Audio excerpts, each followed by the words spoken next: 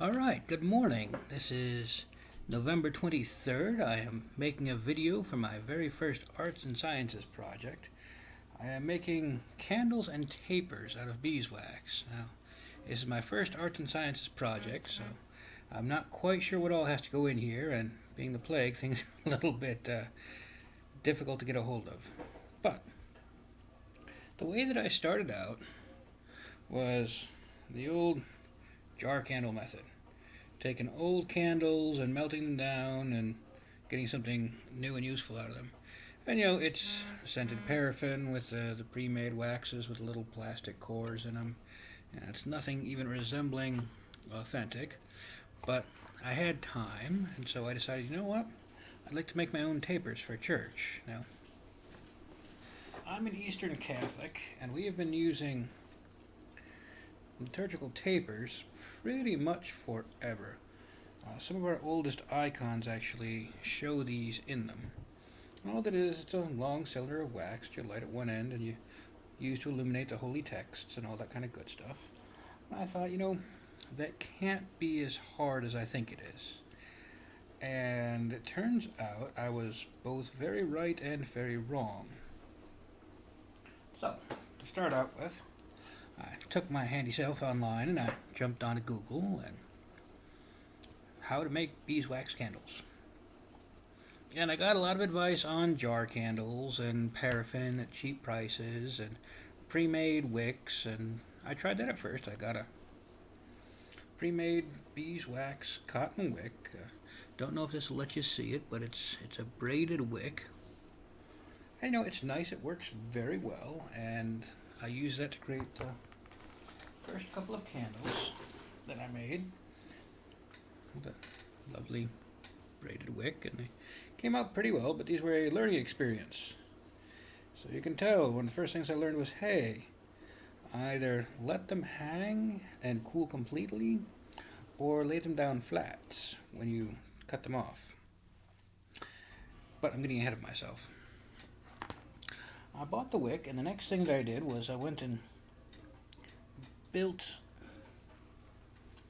some dipping racks. Now, these are just, I think they're 20 gauge baling wire that I happen to have, and they're just twisted around themselves to make little loops that I can use for making my tapers. They seem to work pretty well, much better than I expected, actually. I went in and I've since done some research on the proper way to do this, and it seems that's not far off.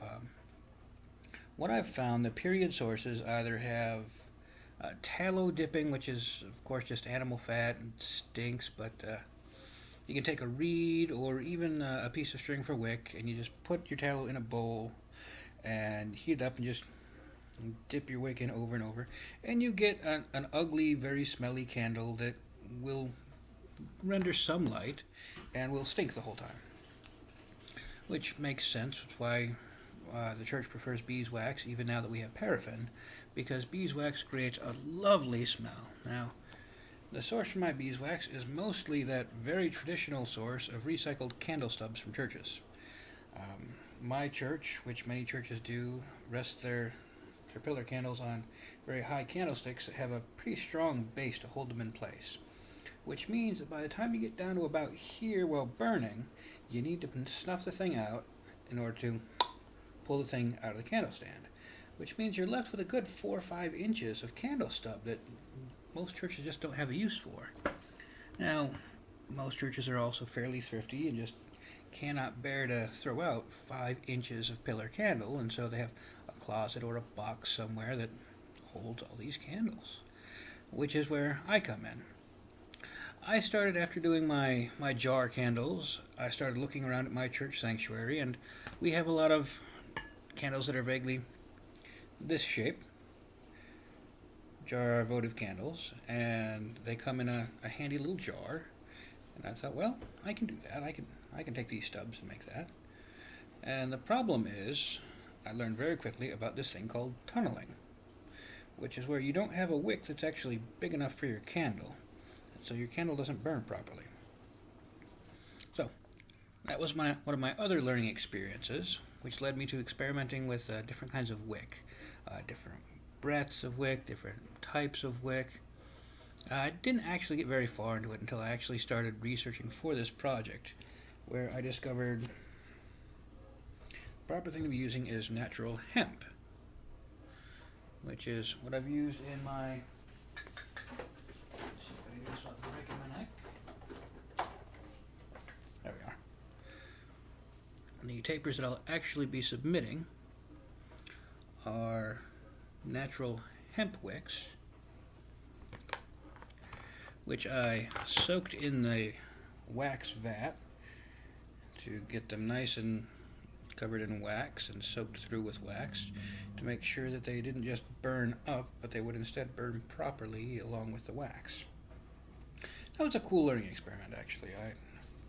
I didn't know there would be that much of a difference technologically between modern wicks, which tend to be braided cotton, and the much older single-stranded hemp wicks. Now, of course, the candles that I'm trying to make are based on a picture that I found on Wikipedia. It's from a 6th or 7th century early Christian German tribal graveyard, where some of the graves, in fact, contained beeswax candles. Now, I'm used to beeswax being bright yellow, this kind of yellow. I don't know if you can see that well. My technology is limited. But instead, my beeswax is almost orange. And so I hopped on my confuser and I decided to look that up and what's going on here. And it turns out that yes, beeswax is generally on its own a yellow or a very soft white, sometimes going to pure white for certain kinds, but depending on how it's processed, especially if it's so-called spare wax from processing honey, you can get very, very bright shades of beeswax that will actually darken as they age.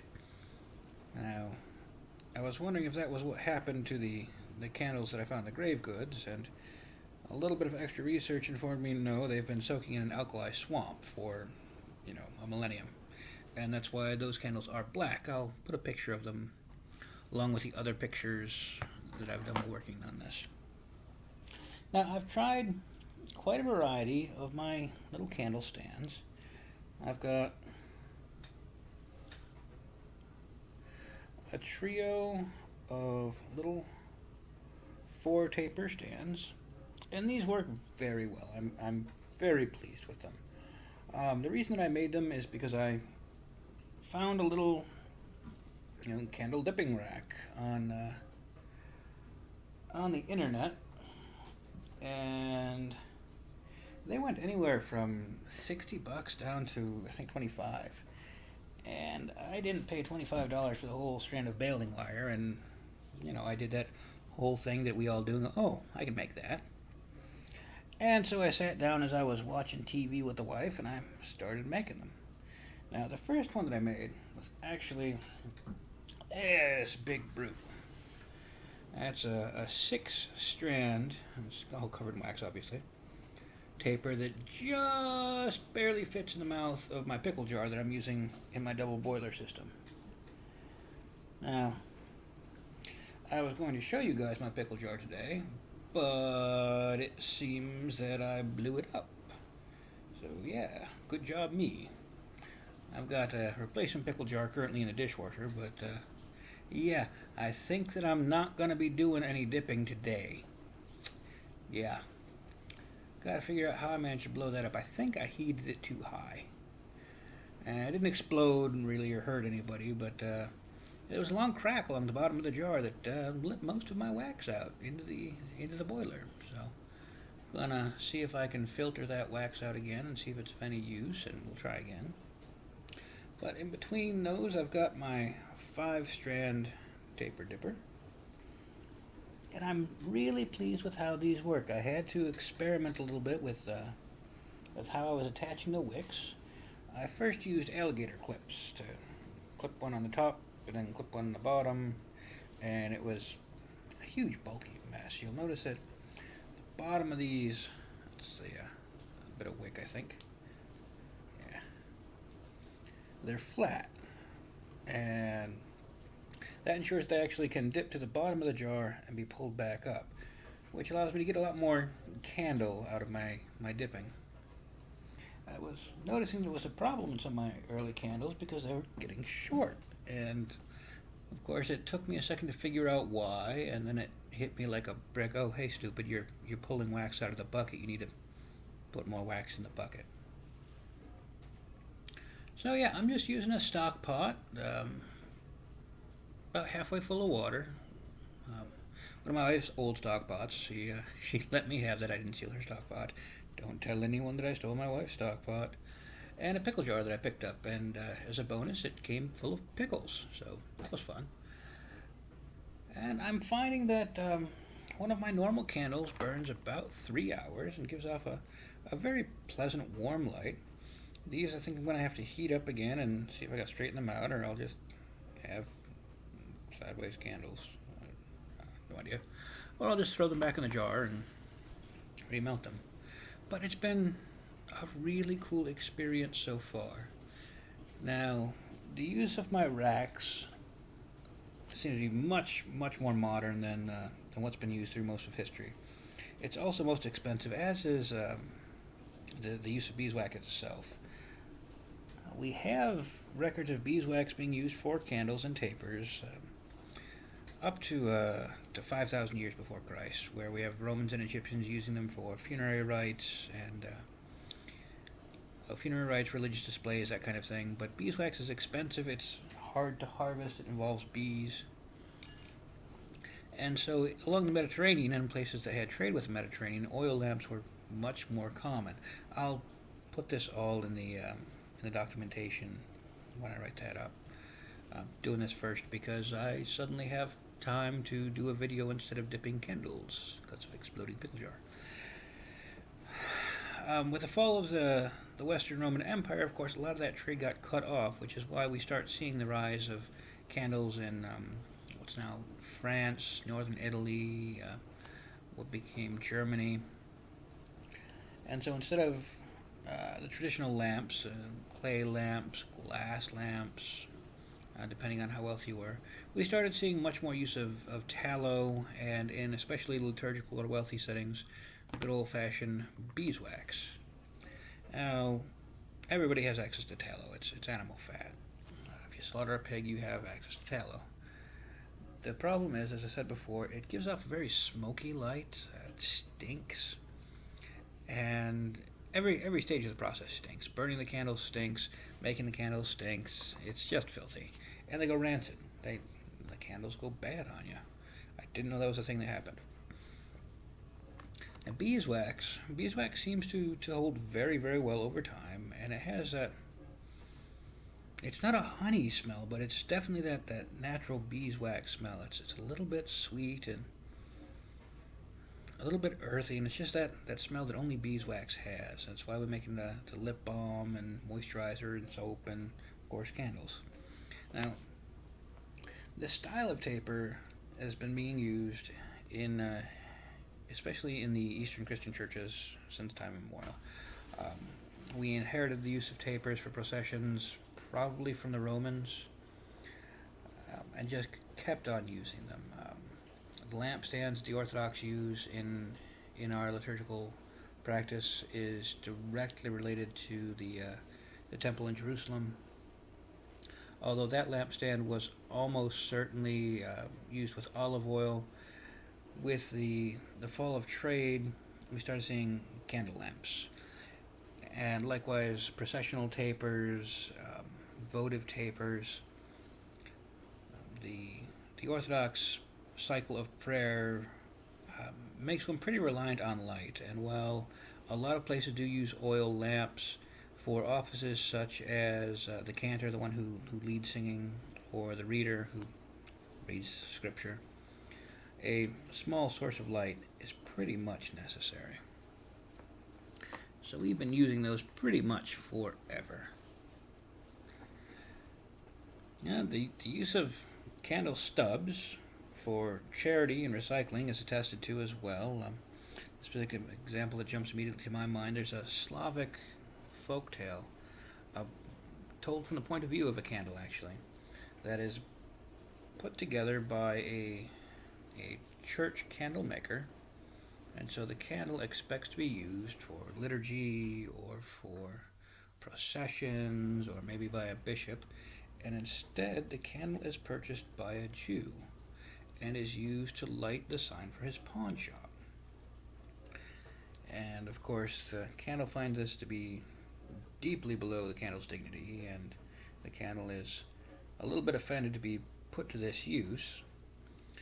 And then the candle is, of course, burned down to a nub, and the nub is pulled out of the candle holder and is given to a poor woman. And the poor woman blesses the candle and puts the candle in front of her little icon in her little icon corner, and lights the candle and uses the light of that candle to sew during the winter, and thus is able to provide for her family. And the candle learns the lesson that it is the function of a candle to provide light in the darkness, no matter to whom or why. It's a great story. I love that story, but it highlights the charitable aspect of candle stubs, and that is not the reason I'm using candle stubs. I'm using candle stubs because I have them, and beeswax is expensive. It's god-awful expensive, and I live in the middle of the city, and I don't have access to a hive. So I'm using what I got, which seems also to be traditional. Yeah, so I've got my handy-dandy baling wire taper racks. Now, as far as I can tell, this kind of thing wasn't really in use. All the illustrations that I've been able to find show basically a bar, a fairly wide wooden bar that is got several strands of taper wick set onto it in a loop over the bar, and it's just dipped and set onto a rack, and the next one the rack will be taken off and dipped and set into a rack. It requires a very large setup. From what I can see, most professional setups used a vat, I'd say of at least 10-15 gallons. And of course these are industrial setups. You have much larger ones as time went on, and you had this rotating wheel that just turned and kind of automatically dragged each candle wick through the vat as it went. It's very cool. I obviously don't have that kind of setup. What I have is pickle jars. Well, I had pickle jars. Now I have a pickle jar. And so I had to come up with a solution that would fit neatly inside of a pickle jar and be neatly extracted from a pickle jar. And so here's what I have. It fits quite nicely within the mouth of the pickle jar. This one has only got 3 because I miscalculated my wicks. And yeah, that's about it. I mean, this is my very first arts and sciences project, and so I figured a video is a good way to go about this, documenting my successes and failures. I'm also going to provide a bunch of pictures of my process, and of course I'll write up a paper on documentation. But yes, what I will be submitting is candles and liturgical tapers for review. Not these ones, because these ones use modern wick. I'll be using my lovely tapers and candles that have the proper unbraided natural hemp wicks instead. Thank you for your consideration. Again, I don't even remember if I mentioned this at the beginning. I am Eugene Yo. This is November 23rd. My SCA name is Dominikos Varangopoulos. And I suppose that does it. Thank you very much, and have a nice day.